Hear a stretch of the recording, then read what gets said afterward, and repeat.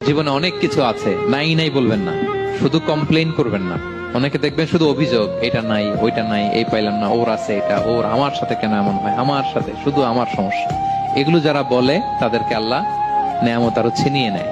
বরং যারা অল্প পেয়েও বলে আলহামদুলিল্লাহ, তাদেরকে নেয়ামত দেওয়ার ধারাবাহিকতা আল্লাহ তাআলা অব্যাহত রাখেন। সব অবস্থায় আলহামদুলিল্লাহ, যে কোনো পরিস্থিতিতে, যে কোনো অবস্থায় কি বলবো আমরা?